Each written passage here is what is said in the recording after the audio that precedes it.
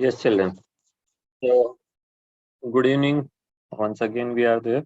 So, in yesterday's class, we have studied how polypeptide chain is synthesized, or what is technically called as translation. Translation is a process जिसके अंदर messenger RNA की information को जो है polypeptide के अंदर change करते हैं। कैसे करते हैं वो अपन ने पढ़ा है ना। सबसे पहले तो मैसेंजर आरएनए बनेगा। मैसेंजर आरएनए जो बना हुआ वो सबसे पहले न्यूक्लियस में बनेगा। न्यूक्लियस में बना हुआ मैसेंजर आरएनए जो है वो एचएनआरएनए हो सकता है। एचएनआरएनए तो पहले स्प्लिसिंग वगैरह होकर के मैच्योर्ड आरएनए बनेगा। Once the matured RNA is formed it will move to the cytoplasm.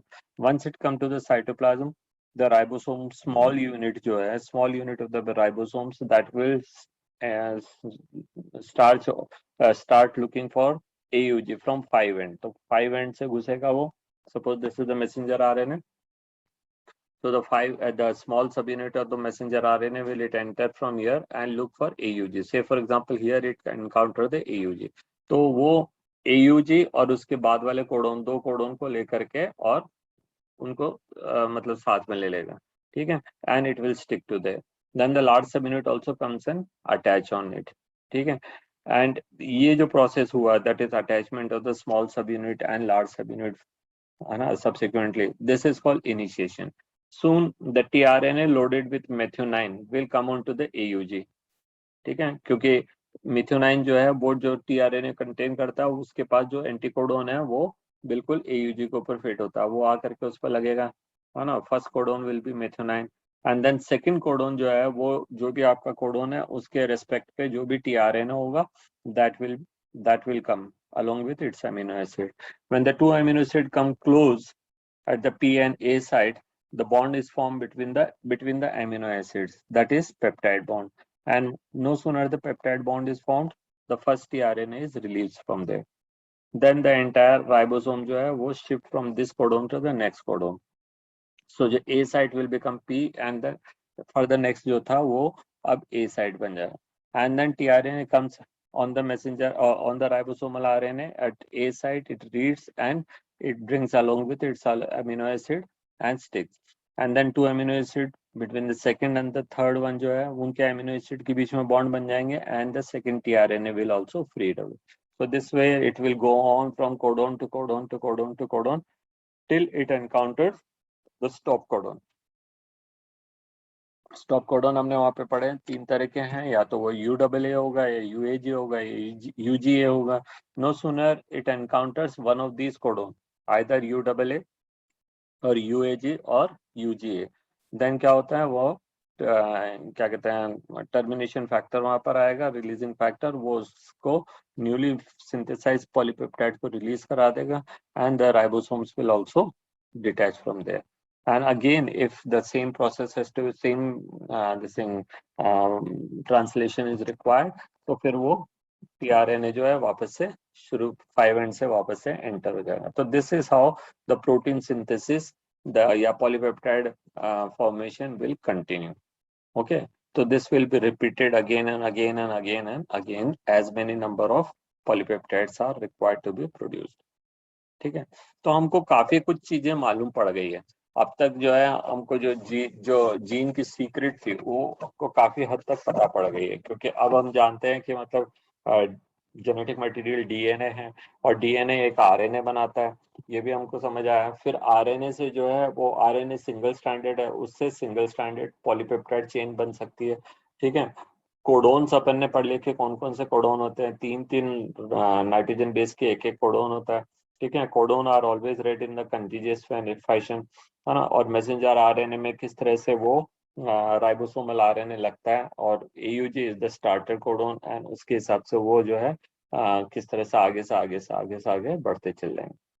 तो ये है मतलब uncoded number of things, number of information। so today we are in a state के हमको काफी कुछ चीजें पता पड़ गई, लेकिन ये कोई जरूरी नहीं है कि जितने भी प्रोटीन बन रहे हैं वो हमेशा एंजाइम ही हो। so it is also not necessary that every DNA जो है that is always controlling the info, या every gene जो है वो हमेशा किसी करेक्टर को ही कंट्रोल कर रहा हूँ। वो they may be making something, they may be having a contribution of making a particular type of polypeptide, कुछ भी हो। चलो यहाँ तक तो हमको समझ आ गया। अब हमारा नेक्स्ट क्वेश्चन है कि हाउ फंक्शन कंट्रोल्ड, मतलब वो उसकी उसकी उस सेल को कैसे पता पड़ता है कि कौन सी चीज बनानी है, कौन सी चीज नहीं बनानी है, कौन सी चीज कब बनानी है और कौन सी चीज कब नहीं बनानी है, कितनी बनानी है और कितनी कम बनानी है या ज्यादा बनानी है। There are number of things, that means the regulation, है ना। रेगुलेशन क्या है, जैसे स्कूल में हमने 8 पीरियड रख दिया, वो 8 पीरियड एक ही टीचर पढ़ाएगा या अदर सब्जेक्ट पढ़ाएंगे, या एक पीरियड को आप 3 पार्ट में स्प्लिट कर देंगे, 10-10 मिनट के लिए टीचर पढ़ाने आएंगे, किस हिसाब से पढ़ाएंगे। तो कोई ना कोई रेगुलेटर तो होना चाहिए ना कोई रेगुलेटर, जिसको हम वहाँ पे कोऑर्डिनेटर कहते हैं, या प्रिंसिपल जो होंगे वो टाइम टेबल बनाएंगे, किसी आदमी को अपॉइंट कर देंगे कि आप देख लेना, या ही हिमसेल्फ डू दैट। ठीक है, तो कोई टाइम टेबल होगा, कोई एक स्लॉट होगा, कोई एक कोऑर्डिनेटर होगा जो इन चीजों को मैनेज कर रहा होगा, in absence of which it will be a haphazard thing. Class में कोई टीचर गए तो गए, नहीं गए तो नहीं गए, कई बार 2 टीचर कट पहुंच जाएंगे वहां पे, कई बार वो ऐसा टीचर पहुंच जाएगा जो सब्जेक्ट उस क्लास का है ही नहीं, है ना। 10th क्लास में कोई अकाउंट्स पढ़ाने पहुंच जाएगा, इकोनॉमिक्स पढ़ाने पहुंच जाएगा, जो सब्जेक्ट उनकी क्लास में है ही नहीं, या फिर कोई क्या कहते हैं क्लास 1 में या क्लास 2 में जो है 8th की साइंस पढ़ाने पहुंच जाएगा। ठीक है, तो कैसे होगा, how to regulate, there should be definitely some regulatory agencies which will decide कि भाई क्या चीज होनी है, कब होनी है, क्या चीज नहीं होनी है और क्यों नहीं होनी है, क्या चीज कितनी क्वांटिटी में आनी है एंड ऑल। तो सेल अल्टीमेटली कैसे करती है सब चीज, ये समझना एक बहुत बड़ी प्रॉब्लम हो गई हमारे लिए। फिर मैंने, अगर आपको याद हो, in yesterday's class I said कि that every cell has got same number of chromosomes. if we talk about human body, the somatic cells, all जितने भी somatic cells है हमारी बॉडी में, they all have got 46 chromosome. So 46 chromosome मतलब क्या, all the cells have got same number of genes, all the cells are all the genes whether they are required or not required. So that means the skin cells can have the genes of the reproductive system also, the skin cell have genes of the digestive system also, the skin cell have क्या कहते हैं genes for क्या कहते हैं endocrine system also. But that doesn't mean कि यहाँ से जो है पेंक्रियाटिक एंजाइम बनने लग जाएंगे, या इंसुलिन बनने लग जाएगा, या क्या कहते हैं एड्रिनल ग्लैंड का एड्रिनलिन बनने लग जाएगा। तो हाउ ए सेल नोज कि उसको क्या करना है और क्या नहीं करना है, how a cell carry out a particular type of function, ये तो बहुत बड़े प्रॉब्लम आ गए, है ना। हम एक एक चीज को समझते हैं तो दूसरी प्रॉब्लम हमारे सामने आके खड़ी होती है, दूसरी समझते हैं तो तीसरी प्रॉब्लम, तो ये तो खत्म ही नहीं हो रहा है साइंस। तो चलिए आज हम इस बात के ऊपर ध्यान देंगे। ठीक है, how these processes are controlled और रेगुलेटेड। ठीक है, तो let me share the book, this is the book and let me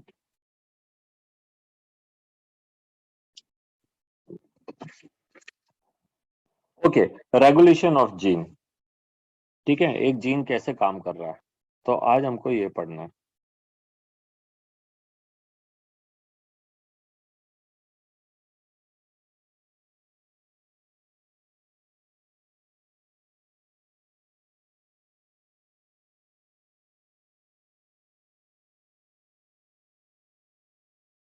okay, तो रेगुलेशन ऑफ जीन में हमने कौन कौन से टाइप के रेगुलेशन पढ़े, देखिए regulation of a gene expression, regulation of gene expression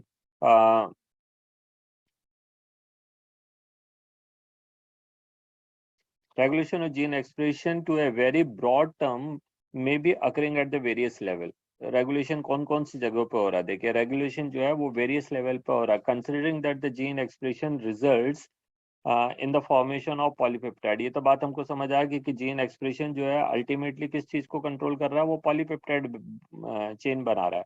ठीक है, polypeptide chain can act as an enzyme और it can be simply a part of an protein which may be a enzyme और any other expression मतलब function. तो it can be regulate at the several level, कहाँ कहाँ पे regulate हुए हैं several level, क्या क्या हो सकते हैं लेवल्स।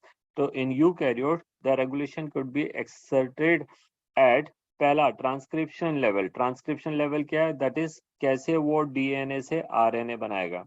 ट्रांसक्रिप्शन क्या है, डीएनए से आरएनए कैसे बन रहा है। ठीक है, सेकंड प्रोसेसिंग लेवल, वो जो आरएनए बनाया, मैसेंजर आरएनए बनाया, उसमें तो इंट्रॉन्स भी है ना, एक्सॉन्स भी है, इंट्रॉन्स भी है, एक्सॉन्स भी है, इंट्रॉन्स भी है, एक्सॉन्स भी है। तो how a body has an ability to मतलब to remove the introns exons and sorry introns and only combine the exons. तो ये कैसे होता है? ये भी तो रेगुलेट हो रहा है, दैट इज ऑल्सो रेगुलेटेड। तीसरा है transcription of messenger RNA from the nucleus to the transport of messenger RNA from the nucleus to cytoplasm. क्योंकि in all the eukaryotes the DNA is found in the nucleus and from DNA RNA is formed. इसको मैं ऐसा बना देता हूँ, in all the eukaryotes, all the eukaryotes the DNA is found.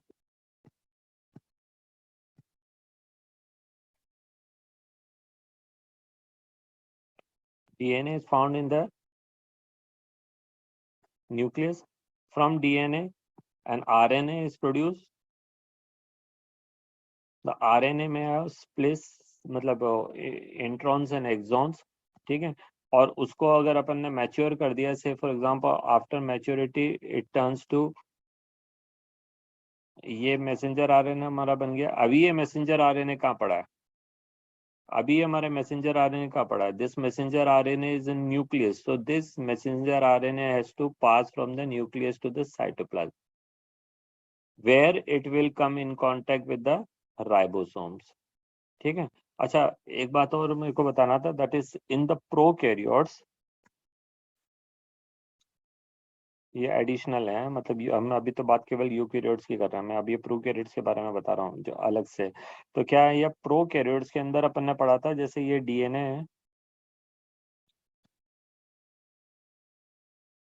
और इस DNA से फॉर एग्जांपल आरएनए बनने लगे और ये आरएनए बन करके यहाँ पे लटका है और अभी ये यहाँ पे जुड़ा हुआ ही है, तभी इसके ऊपर जो है राइबोसोम्स आकर के लग जाते हैं। और खास बात क्या देख रहे हैं हम, और खास बात क्या देख रहे हैं हम, कि in prokaryote more than one ribosomes में अटैच साइमल्टेनियसली, ठीक है। इन प्रोकैरियोट पहली बात तो अपन क्या देख रहे हैं कि दैट इज ट्रांसक्रिप्शन, ये जो हो रहा है उसको क्या कह रहे हैं अपन, ट्रांसक्रिप्शन। ये एडिशनल है, ये जीन रेगुलेशन वाला पार्ट नहीं है। मैं जो चीज बताना भूल गया तो वो बता रहा हूँ, बताने भूल क्या गया, बुक में तो अपन ने कहीं पढ़ा भी नहीं है। तो transcription that is DNA to RNA, और दूसरा यहाँ पे क्या हो रहा है, translation is going on simultaneously, ये तो अपन ने पढ़ लिया था। बट वो साइमल्टेनियसली भी क्या देख रहे हैं हम कि एक से ज्यादा राइबोसोम जो है साथ साथ में है। यहाँ पे एक से ज्यादा राइबोसोम्स, तीन तीन राइबोसोम्स दिख रहे हैं आपको, ये 3 भी हो सकते हैं, 5 भी हो सकते हैं, 8 भी हो सकते हैं, ज्यादा भी हो सकते हैं। तो ये वाली कंडीशन को हम कहेंगे पॉलीसोम या पॉलीराइबोसोम और पॉलीसोम।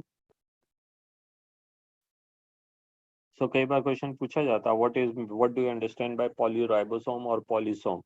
तो पॉलीराइबोसोम या पॉलीसोम जो है वो कहाँ पे मिल रहे हैं अपन को, वो हमको मिल रहे हैं दैट इज प्रोकैरियोट्स के अंदर, where on the one messenger RNA more than one ribosomes can found attached. So attachment of the more than one ribosomes on the same messenger RNA forming polyribosome और polysome. तो it is clear, इसको तो मिटा देता हूँ, इसका काम तो हो गया।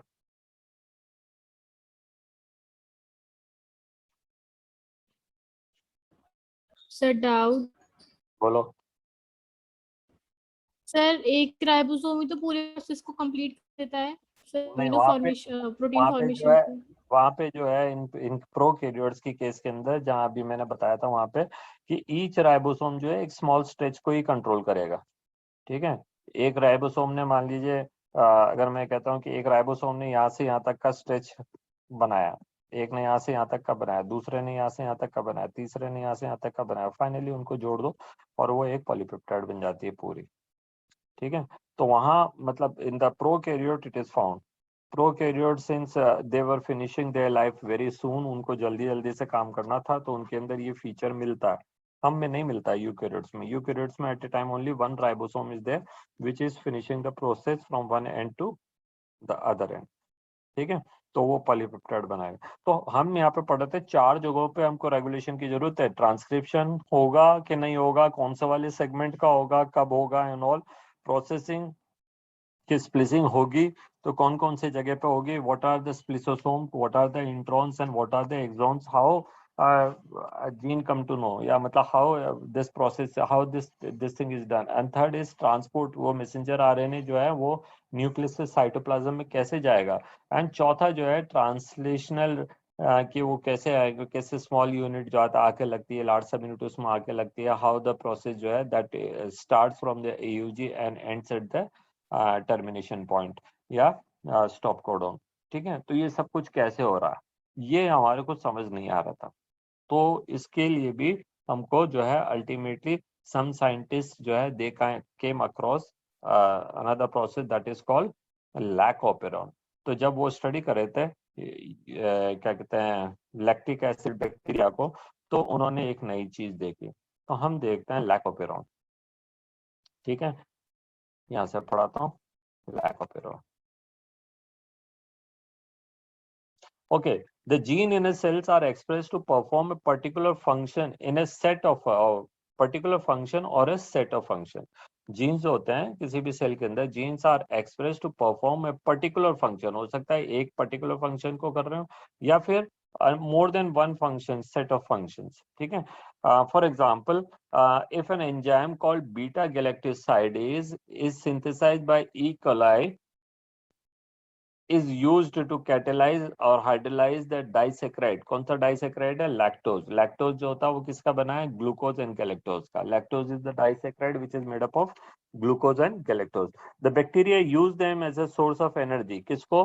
लैक्टोज को वो ब्रेक कर रहे हैं, लैक्टोज को वो ब्रेक कर रहे हैं इनटू ग्लूकोज एंड गैलेक्टोज। तो ग्लूकोज एंड गैलेक्टोज जो है वो उनका सोर्स ऑफ एनर्जी है, या सिंपल शुगर है। सिंपल शुगर जो होते हैं उन्हीं को डाइजेस्ट कर सकते हैं, उन्हीं को हम ऑक्सीडाइज कर सकते हैं।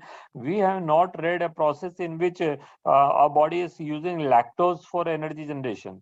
कहीं आपने पढ़ा है क्या lactose plus oxygen giving carbon dioxide plus water plus ATP? I don't think आपने कभी ऐसा पढ़ा होगा किसी जगह पे, है ना। तो ये तो गलत है। तो हम क्या पढ़ रहे हैं? Lactose has to first digest into glucose plus galactose. And क्योंकि ग्लूकोज एंड गैलेक्टोज एक दूसरे का आइसोमर है, तो glucose will also change, galactose will also change into glucose. और फिर हमने पढ़ा कि C6H12O6 plus oxygen, 6 oxygen gives 6 CO2 plus 6 H2O plus 36 ATPs। ठीक है, तो एनर्जी जनरेशन के लिए we our body is design to use glucose. However your body can directly use galactose, no problem. वो फ्रक्टोज भी यूज सकती है, galactose भी यूज कर सकती है। अगर आपको चैप्टर 14 याद हो 11th क्लास का, तो वहां पे हमने पढ़ा था कि रेस्पिरेशन इज एम्फीबॉलिक प्रोसेस। और फिर हमने वहां पढ़ा था कि रेस्पिरेशन में जो है दो mainly glucose is use as a substrate, but in place of glucose our body can even use fatty acids or amino acids or other type of sugars। ठीक है, तो कोई जरूरी नहीं है, पर डाइसैकराइड नहीं यूज कर सकेंगे, डाइसैकराइड नहीं करेंगे, करेंगे तो basic that is simple sugars. ठीक है, तो यहाँ पे सिंपल शुगर्स में इसको तोड़ना है, तो लैक्टोज को किस में तोड़ना है? ग्लूकोज एंड गैलेक्टोज में। The bacteria use them as a source of energy। Hence, if the bacteria do not have lactose around them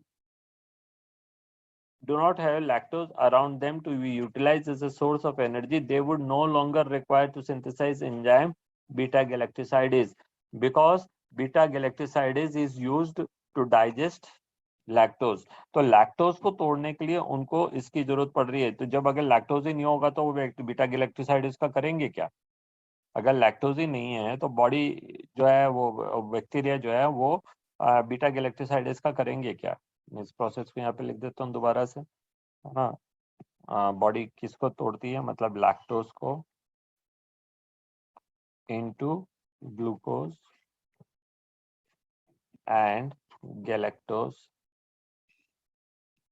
in presence of beta galactosidase,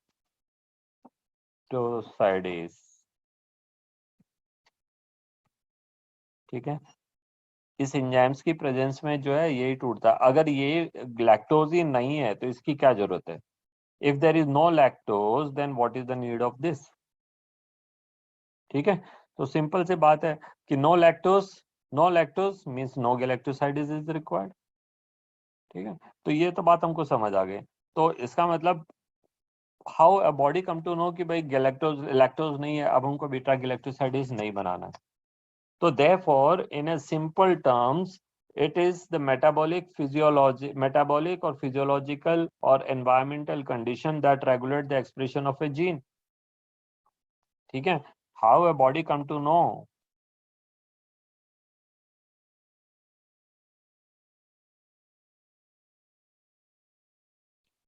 When it has to produce beta galactosidase.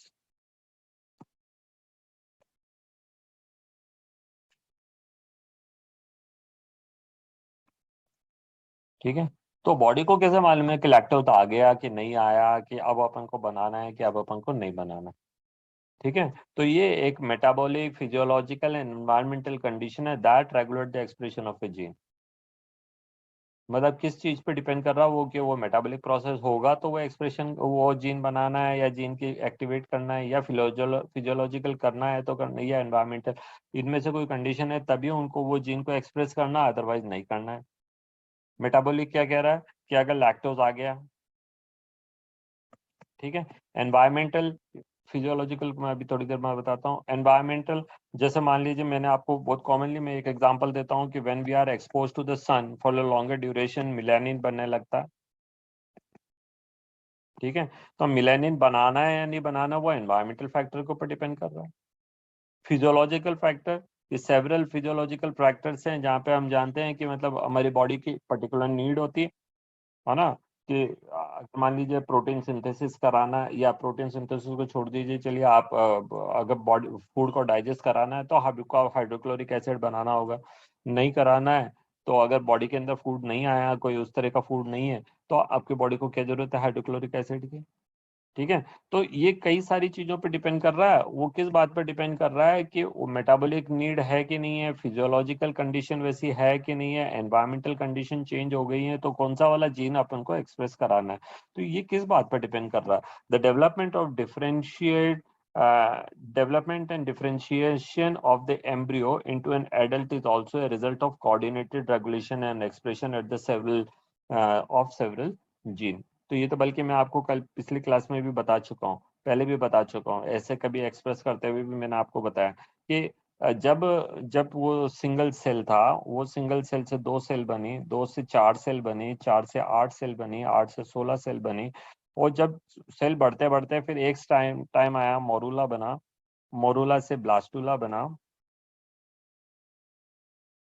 Blastula से gastrula बना, फिर 3 germ layers आई। ये तो सब याद है ना आपको? ये तो चैप्टर 3 में यस सर। जर्म लेयर्स आई हैं, फिर उससे एक्टोडर्म बना, है ना। 3 जर्म लेयर्स जो थी, एक्टोडर्म, मेसोडर्म एंड एंडोडर्म, ये सब तो बन गई चलो एक सीक्वेंस में। जब एक्टोडर्म बन जाती है तो हाउ एक्टोडर्म डिसाइड कि भाई आंख कहाँ बननी है, ब्रेन कहाँ बनना है ना, ईयर कहाँ बनना है, एक सकता। जब मेसोडर्म बन जाती है तो उसको कैसे पता पड़ेगा कि भाई किडनी किधर बनानी है, हार्ट किधर बनाना है ना, लीवर कहाँ बनाना है, कौन सी सेल्स बनाएगी, है ना। एंडोडर्म कैसे डिसाइड करेगी कि इंटेस्टाइन, डाइजेस्टिव सिस्टम किस तरह से बनाना है और कहाँ बनाना है। तो ये सब का सब जो है, ये इसको अपन कहते हैं दैट इज एम्ब्रियोलॉजिकल चेंजेस, है ना। तो ये एम्ब्रियोलॉजिकल चेंजेस जो हो रहे हैं वो भी तो पूरा का पूरा ही जो है रेगुलेट हो रहे हैं, वो भी तो पूरे के पूरे ही जो है वो एक्सप्रेशन जो है उनका रेगुलेट करना पड़ेगा। कि क्या बनाना है, क्या नहीं बनाना है, कैसे बनाना है, क्या नहीं बनाना है, कैसे एक सेल जो है एक खास तरह की चीज बनाएगी और दूसरी चीज नहीं बनाएगी। तो in the prokaryote control of the rate of transcriptional initiation is the predominant site for the control of gene expression. ठीक है, in prokaryote control rate of the transcriptional initiation, transcriptional initiation मतलब कि कौन सा डीएनए जो है कौन से आरएनए में चेंज होना है, ठीक है, is the predominant site of control of gene expression, क्योंकि वहां पे अपन को दूसरी चीजें नहीं दिख रही हैं। आप इस लाइन का मतलब इस तरह से समझिए कि हमने यूकैरियोट्स के अंदर क्या क्या चीजें पढ़ी है। यूकैरियोट्स के अंदर जीन एक्सप्रेशन के लिए हमने 4 इवेंट्स पढ़े हैं, ट्रांसक्रिप्शन भी होगा, है ना, 4 इवेंट्स क्या पढ़े हैं, वहाँ ट्रांसक्रिप्शन भी हो रहा है, वहाँ प्रोसेसिंग भी हो रही है, वहाँ ट्रांसपोर्ट भी हो रहा है एंड ट्रांसलेशन भी हो रहा है। प्रोकैरियोट के अंदर केवल यही ये हो रहा है, वहाँ कोई प्रोसेसिंग नहीं होती है, वहाँ कोई स्प्लिसिंग नहीं होती है, वहाँ कोई ट्रांसपोर्ट भी नहीं करना डीएनए को, मतलब आरएनए को, मैसेंजर आरएनए को न्यूक्लियस से साइटोप्लाज्म में, क्योंकि वहाँ न्यूक्लियस होता ही नहीं है। और ट्रांजिशनल लेवल भी जो है साइमल्टेनियसली चल रहा है ट्रांसक्रिप्शन के, ठीक है। तो इसलिए जो जो रेगुलेशन चाहिए in prokaryote it is far less than the eukaryotes, ठीक है। जो लेवल है रेगुलेशन का in prokaryotes it is far less than what is found in the eukaryotes, ठीक है। तो ये हमने पढ़ा। देखिए, इन ट्रांसक्रिप्शन यूनिट, वहां पे जो है ट्रांसक्रिप्शन यूनिट है, the activity of the T RNA polymerase at a given promoter is in turn regulated by interaction with the accessory proteins. कुछ एसेसरी प्रोटीन होंगे, एसेसरी प्रोटीन क्या हो सकते हैं, जिनको हम रेगुलेटर, रिप्रेसर या इनिशिएटर कह सकते हैं, which affect the ability to recognize the start site, जो स्टार्ट साइट को के फंक्शंस को जो है वो कंट्रोल करेंगे। These regulatory protein can act both positively, activators, initiators, और negatively as repressor। हम जो एग्जांपल पढ़ने वाले हैं वहां पे ये रिप्रेसर की जैसे काम करेगा। एक्टिवेटर्स कौन से होते हैं, जहां प्रोसेस को इनिशिएट करना पड़ता है ना, और रिप्रेसर क्या है, जो प्रोसेस पहले से चालू हो उसको रोकना पड़ेगा, तो हम रिप्रेसर वाले की बात करेंगे। The accessibility of the promoter region to prokaryotic DNA may cause regulate in many cases regulated by interaction of the protein with the sequence that term as operator। operator वो switch है जिसको on करना पड़ता है या of करना पड़ता है, एक्टिवेटर्स में उसको ऑन करना पड़ेगा, रिप्रेसर में उसको बंद करना पड़ेगा, ठीक है। The operator region is adjacent to the promoter element. अभी ऐसा आपको जब तक समझ नहीं आएगा जब तक नेक्स्ट पैराग्राफ में नहीं पहुंचेंगे, ठीक है। तो let me take you to the next paragraph.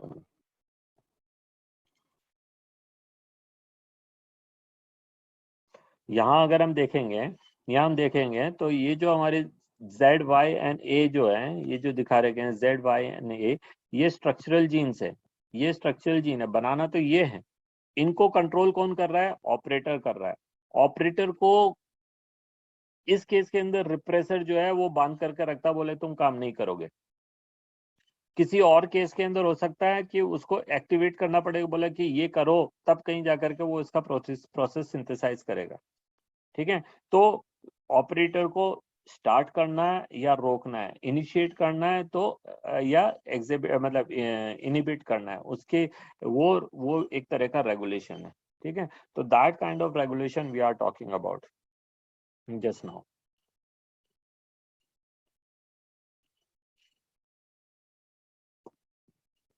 So such element is very common in the bacteria and it is referred as operon।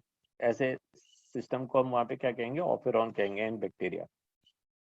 To name a few such examples are lac operon or tryptophan operon or era operon और histamine है ना, operon और valine operon etcetera. तो ये अलग अलग तरह का operon है, हमारी कोर्स में केवल lac operon है, तो हम इसी के बारे में पढ़ेंगे, है ना। अभी इस मीटिंग को मैं बंद करता हूँ क्योंकि मेरा टाइम हो रहा है ना, मतलब खत्म हो जाएगी मीटिंग इन बिटवीन तो फिर प्रॉब्लम हो जाएगी, इसलिए I am putting this meeting of. दोबारा पढ़ लेना, है ना। ओके, तो लैक ऑपेरॉन की बात कर रहे हैं। हमने कहा lac operon consist of one regulatory gene, जो लैक ऑपेरॉन होगा उसमें एक रेगुलेटरी जीन होगा, उस रेगुलेटरी जीन को हमने आई जीन का है। आई जो है यहाँ पे इंड्यूसर की जैसे एक्ट नहीं कर रहा, राधा वो इनहिबिटर के जैसे काम कर रहा है। अब ये दोनों तरह के काम कर सकता है, आई जीन जो है वो इंड्यूसर भी हो सकता है, वो इनहिबिटर भी हो सकता है। हमारे वाले एग्जांपल में लैक ऑपेरॉन में ये इनहिबिटर के जैसे काम कर रहा है, वो एक रिप्रेसर प्रोटीन बनाएगा, ठीक है। And the three structural gene कौन से होते हैं? वो जीन जो कि किसी फिजियोलॉजिकल एक्टिविटी को कंट्रोल कर रहे हैं। Structural genes are those genes which are controlling a certain physiological activity, ठीक है। वो फिजियोलॉजिकल एक्टिविटी हमारे यहाँ पे क्या है? हमारे यहाँ पे जो ये फिजियोलॉजिकल एक्टिविटी है जिसको हमने नाम दिया कि वो लैक्टोज को ग्लूकोज एंड गैलेक्टोज में तोड़ रहे होंगे, ग्लूकोज एंड गैलेक्टोज में तोड़ना है। गैलेक्टोज की स्पेलिंग गलत हो गई है, इसको अनडू कर देते हैं।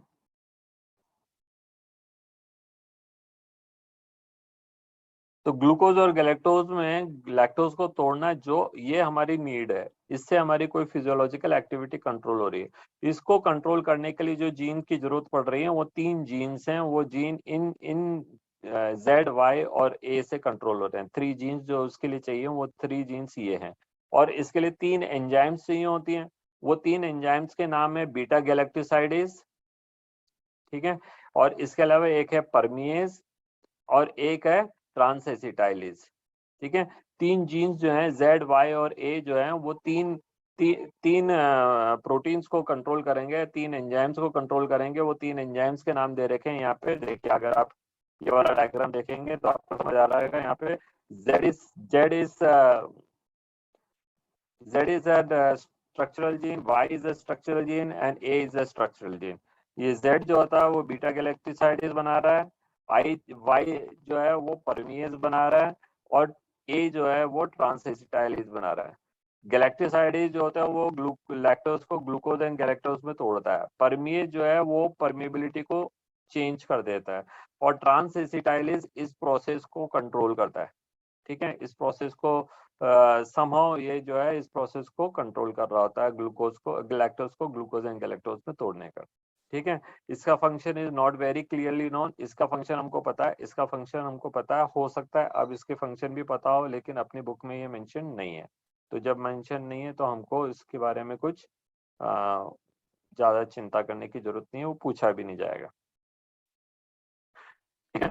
तो ये 3 जीन जो है इनको हम स्ट्रक्चरल जीन्स कह रहे हैं। तो स्ट्रक्चरल जीन्स कौन से हैं? जो किसी भी मेटाबॉलिक एक्टिविटी को कंट्रोल कर रहे होते हैं या किसी भी फिजियोलॉजिकल फंक्शंस को कंट्रोल कर रहे होंगे। तो ये स्ट्रक्चरल जीन हो गए Z, Y, A। The I gene code for a repressor. I gene यहाँ पे क्या कर रहा है? हमारा आई जीन जो है वो क्या है? हमारा आई जीन इनिबिटर जो होता है वो एक खास तरह का प्रोटीन बनाता है जिसको हम कहते हैं repressor protein, repressor of the lac operon. And Z denote to code, Z gene codes beta galactosidase, जिसको बीटा गैल भी लिखा रहेगा, which is primarily responsible for hydrolysis of disaccharide that is lactose into monosaccharides that is glucose and galactose। Y gene code for permease। परमिएज जो होते हैं वो cell membrane की permeability change कर रहा है, increase the permeability of the cell so that more and more lactose can get in, ठीक है। और जो तीसरा enzyme permeability of the cells to beta galactosidase। and A gene encodes transacetylase। इसका फंक्शन नहीं लिखा है, देखिए ट्रांसएसिटाइलेज तक लिख के छोड़ दिया। Hence all 3 genes produces lac operon। ये 3 जीन्स की जरूरत पड़ेगी लैक्टोज को ग्लूकोज एंड गैलेक्टोज को में तोड़ने के लिए, और इस प्रोसेस को रेगुलेट करने के लिए हमको 3 जीन्स की जरूरत पड़ रही है। उन 3 जीन्स के नाम यहाँ पे लिखे हुए हैं, ठीक है। तो वो Z, Y and A are the genes and their functions are ultimately represented और क्या कहते हैं controlled by this repressor I gene, ठीक है। Hence all 3 genes products are in the lac operon are required for the metabolism of lactose। In the most other operon as well, the gene present in the operon needed together to function in the same or related metabolic pathway, ठीक है। वो हो सकता है कि एक ही metabolic pathway के लिए अपन को वो सारी जीन्स की जरूरत पड़े, या फिर एक मेटाबॉलिक पाथवे में एक से ज्यादा जीन्स की जरूरत पड़ सकती है। तो वो, या एक से ज्यादा मेटाबॉलिक पाथवे के अंदर भी एक जीन्स की जरूरत पड़ सकती है। तो ये आपस में काम आ सकते हैं। अगर मतलब मैं कहता हूँ कि जैसे एक स्कूल में 10 नंबर का नट जो है वो 15 जगहों पे लगते हैं, तो हर जगह पे अलग अलग थोड़ी जीन बनाएंगे। वो एक ही जीन जो है, या एक ही प्लांट और एक ही मशीन से वो 15 नंबर के, सॉरी 10 नंबर के नट बना लेंगे और 15 जगह डिस्ट्रीब्यूट कर देंगे। वैसे ही हमारी बॉडी के अंदर अगर कोई एक फंक्शन जो है, उससे कोई एक जीन है, उससे कोई एक एंजाइम बनता है and it is needed in the number of places, तो उन सब जगहों पे यहीं से सप्लाई करेंगे। ऐसे थोड़ी कि हर जगह पे अपना अपना जीन बना लो। ठीक है, तो ये कारण है, और इसलिए जो है उनको रेगुलेट करने वाला जो जीन होगा वो एक ही रहेगा। और स्ट्रक्चरल जीन जो होते हैं वो कई जगहों पे काम आ सकते हैं, लेकिन देयर लोकेशन इज वन। ठीक है, चलिए इसको यहाँ समझते हैं कैसे समझेंगे। देखिए हमारे पास में 3 ही मिनट है इसको समझाने के लिए, लेकिन हम समझते हैं। देखिए क्या, देखिए ये एक लैक्टोज है, ये सॉरी एक बैक्टीरिया है, यहाँ से लेकर के यहाँ तक एक बैक्टीरिया है। जब कोई इंड्यूसर नहीं है, इंड्यूसर हमारे केस के अंदर क्या है, लैक्टोज। जब लैक्टोज नहीं है तो ये प्रोसेस ऐसे बंद पड़ा रहता है। कैसे बंद पड़ा हुआ है, ये आई जीन जिसको हमने कहा था, ये इनहिबिटर जीन है। इनहिबिटर जीन ने जो है खास तरह का मैसेंजर आरएनए बनाया है, repressor messenger RNA. Repressor messenger RNA एक खास तरह का प्रोटीन बनाया, उस प्रोटीन को अपन ने कह दिया रिप्रेसर। रिप्रेसर जाकर के जो है ऑपरेटर को ब्लॉक कर देता है। तो जब ऑपरेटर ब्लॉक होता है तो ये प्रोसेस स्टॉप रहते हैं। ऑपरेटर अगर ब्लॉक्ड है by repressor, the process is stopped. कुछ इस तरह से है जैसे कि आपके कार के अंदर ये ब्रेक पेडल है, और जब ब्रेक पेडल आप दबा देते हैं तो गाड़ी आगे नहीं बढ़ती है, नो मैटर आप इंजन डालें, गियर डाल लें, कुछ भी कर लें। as long as the brake is there, the car will not move। तो ये इस प्रोसेस का ब्रेक है। ठीक है, तो फर्स्ट जो काम आ रहा है वो क्या आ रहा है, फर्स्ट जो चीज काम आ रही है वो क्या आ रही है, दैट इज जब तक बाहर लैक्टोज मॉलिक्यूल नहीं है, इंड्यूसर मॉलिक्यूल नहीं है, तब तक इनहिबिटर मॉलिक्यूल जो होता है, इनहिबिटर जीन जो होता है, वो एक खास तरह का रिप्रेसर मैसेंजर आरएनए बना रहा है। रिप्रेसर मैसेंजर आरएनए एक खास तरह का प्रोटीन होता है which goes and bind the operator. Now what happen, इसको अपन क्लियर कर देते हैं, और अब अपन इसका सीन चेंज कर देते हैं। ये बैक्टीरिया हमारा यहाँ आ गया।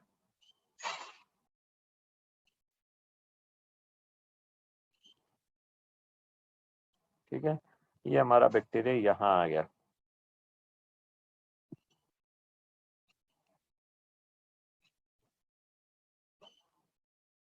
और बाहर से कुछ लैक्टोज मॉलिक्यूल अंदर आ गए, सराउंडिंग में कहीं दूध पड़ा होगा, उसका लैक्टोज मॉलिक्यूल आ गया। तो यहाँ देखिए ये लैक्टोज मॉलिक्यूल ये वाला येलो कलर का। ठीक है, ये लैक्टोज मॉलिक्यूल जो है वो जाते हैं सीधे कहाँ, ऑपरेटर को ऊपर जो रिप्रेसर लग रहा है, ये ऑपरेटर को ऊपर जो रिप्रेसर लग रहा था उसके पास गया ये, और उसको बाहर लेके आ गए। ठीक है, lactose molecule goes and remove the repressor from the operator. It has more affinity to the repressor than the operator. तो ये जो लैक्टोज मॉलिक्यूल है वो रिप्रेसर को बाहर खींच लाएगा। जैसे कि अगर ये कोई मशीन है जिसके ऊपर एक ऑपरेटर बैठा रखा है अपन ने, और ऑपरेटर को कह रखा है कि तुमको यहीं बैठे रहना है ना, और इस पेडल को दबा के रखना है। जब तक ये पेडल दबेगा तब तक मशीन चलती रहेगी, है ना। क्या करके आपने किसी ऑपरेटर को अपॉइंट कर रखा है, इस जगह पे एक पेडल है, इस जगह पे एक पेडल है, इस पेडल को दबा के रखना है, ये काम आपने ऑपरेटर को कह रखा है। और ऑपरेटर को आपने लगा दिया, ऑपरेटर काम भी कर रहा है, लेकिन ऑपरेटर का कोई दोस्त आ जाता है, वो बोलता है अरे यार तू कब तक यहाँ बैठा रहेगा यार, तू भी पागल है क्या, ऐसे ही बैठा रहता है, चल ना बाहर चल, अपन घूम के आएंगे करके उसको लालच देके जहाँ से उठा लेते हैं। जैसे ही ये वहां से उठता है, operator is turned on and these processes are started synthesizing। ठीक है, इसको पता नहीं है कि इसका वहां से उठना कितना खतरनाक हो सकता है। जैसे ही ऑपरेटर रिप्रेसर मॉलिक्यूल जो है ऑपरेटर से बाहर गया, तो इसका सिंथेसिस शुरू हो गया ZYA का। क्यों गया रिप्रेसर बार, क्यों गया? क्योंकि उसको इंड्यूसर, एक इंड्यूसर कौन है हमारे इस केस के अंदर? Lactose is the inducer. Lactose आया और ऑपरेटर रिप्रेसर को वहां से उठा दिया ऑपरेटर से, ठीक है। Lactose is a inducer which removes repressor protein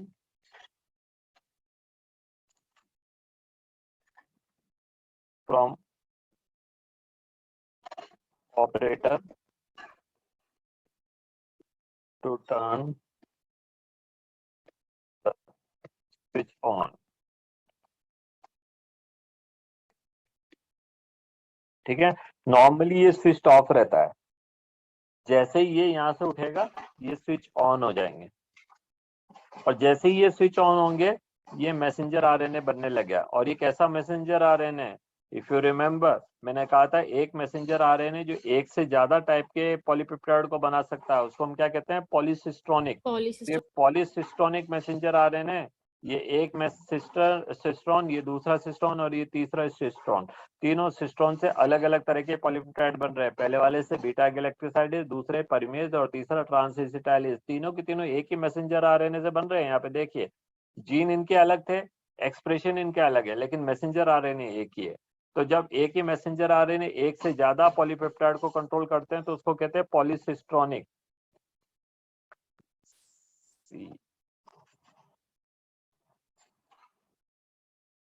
ठीक है, तो ये पॉलीसिस्ट्रोनिक मैसेंजर आरएनए बनाया है इसने, और ये क्या करेंगे? इन तीनों के स्विच को ऑन कर देंगे। एंड जब ये तीन स्विच ऑन हो जाएंगे तो क्या होगा कि जैसे जैसे लैक्टोज अंदर जाते जाएंगे वैसे वैसे बीटा गैलेक्टोसाइडेज उसको तोड़ता जाएगा। ठीक है, at the same time beta galactosidase है इवन इंक्रीज द परमेबिलिटी, तो उसने परमेबिलिटी इंक्रीज करी है सो that more and more lactose can get in. ठीक है, लैक्टोज आते जाएंगे, बीटा गैलेक्टोसाइडेज उनको तोड़ता जाएगा, बेटा लैक्टोज आते जाएंगे, ट्रांसएसिटाइलेज एंड बीटा गैलेक्टोसाइडेज उनको तोड़ते चले जाएंगे। ठीक है, सो ये प्रोसेस तब तक ऑन रहेगा जब तक उसमें लैक्टोज है। Now suppose the lactose is not there, जितने भी लैक्टोज थे वो पूरे के पूरे डाइजेस्ट हो गए। अब क्या करना है? Now when all lactose are digested, तो क्या करना है? What to do? तो जब सारे के सारे लैक्टोज डाइजेस्ट हो गए तब क्या करना होगा? ये हमारा ई कोलाई, इसके अंदर लैक्टोज आते जा रहे थे और इसको निकाल के लेके और उसको लैक्टोज जो है वो ग्लूकोज एंड, मैं GNG लिख देता हूँ इसको, है ना, ग्लूकोज एंड गैलेक्टोज में तोड़ते जा रहे थे। अब सारे के सारे लैक्टोज खत्म हो गए। Where is the last lactose molecule hidden? Where is the last lactose molecule? The last lactose molecule is hiding here, यहाँ पे बैठा है लास्ट लैक्टोज मॉलिक्यूल। ये लैक्टोज मॉलिक्यूल को हटा दीजिए, यहाँ इसको भी डाइजेस्ट कर दीजिए। जैसे इसको डाइजेस्ट करेंगे तो क्या हो जाएगा? ये हमारा रिप्रेसर फ्री हो जाएगा। ये देखिए ये लैक्टोज मॉलिक्यूल को ले जाएंगे आप तो क्या होगा? रिप्रेसर फ्री हो जाएगा। जैसे ही रिप्रेसर फ्री होता है उसको होश आ जाता है, उसको क्या करना है? It goes and bind it, and जैसे ही वो इसको जाके बाइंड करता है द प्रोसेस विल स्टॉप। इसका प्रोडक्शन बंद हो जाएगा, ये बंद हो जाएगा, ये बंद हो जाएंगे, ये स्विच ऑफ हो जाएंगे। तो जैसे ही रिप्रेसर जाकर के ऑपरेटर को बाइंड करेंगे इनकी एक्टिविटी बंद, ये बंद, ये बंद और ये बंद। So all will be turn of. Normally a cell's operon is turned off. It is turned on only when a lactose molecule will enter. दोबारा से देख लीजिए, नॉर्मली ये टर्न ऑफ है। जैसे ही एक लैक्टोज मॉलिक्यूल आया, आते के साथ ही उसने क्या किया? रिप्रेसर मॉलिक्यूल को बाहर लेके आ गया। जैसे ही रिप्रेसर को लेकर के आया बाहर, ये भी ऑन हो गया, ये भी ऑन हो गया, ये भी ऑन हो गया। एक पॉलीसिस्टोनिक मैसेंजर आरएनए बना, उन्होंने बीटा गैलेक्टोसाइडेज बनाया, परमिएज बनाया, ट्रांसएसिटाइलेज बनाया। थोड़े बहुत जो लैक्टोज आए थे उसको बीटा गैलेक्टोसाइडेज ने तोड़ दिया। Permease increase the permeability, more and more lactose started flowing in, all these lactose will be broken by them. Finally where the lactose molecule is hidden, यहाँ पे रुका हुआ है, उसको भी डाइजेस्ट कर देंगे। जैसे ही इसको डाइजेस्ट करेंगे, repressor will be freed once again and repressor will go and bind operator. जैसे रिप्रेसर ऑपरेटर को बाइंड करता है, कलर चेंज कर देता हूँ मैं इसको, अगर जैसे ही ये रिप्रेसर जाकर के ऑपरेटर को बाइंड करता, again this will be turn off, this will be turn off, this will be turn off, this will be turn off, this will be turn off, this will be turn off, this will be turn off and lac operon lac operon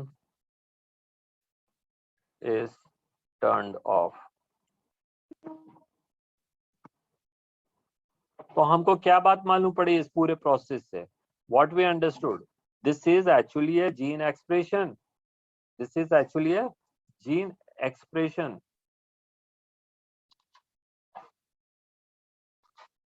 which is controlled by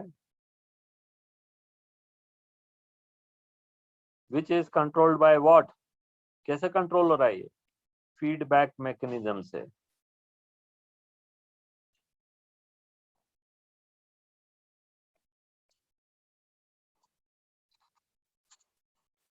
कौन कर रहा है इसको feedback? यहाँ पे inducer कौन है?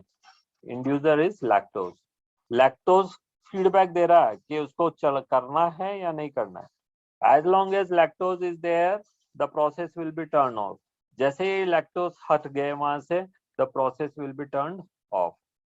ठीक है, जैसे ही लैक्टोज आएंगे, this process will be turned on। तो ये फीडबैक मैकेनिज्म है। ठीक है, तो बॉडी के अंदर ऐसे कई सारे प्रोसेसेस हैं जो फीडबैक मैकेनिज्म से चलते हैं। ओके, तो ये एक एग्जांपल है हमारे को ये समझने आने के लिए कि how gene expression is regulated. Okay, that's all for today's class, children. Good day and enjoy your day. Thank you, sir. Welcome.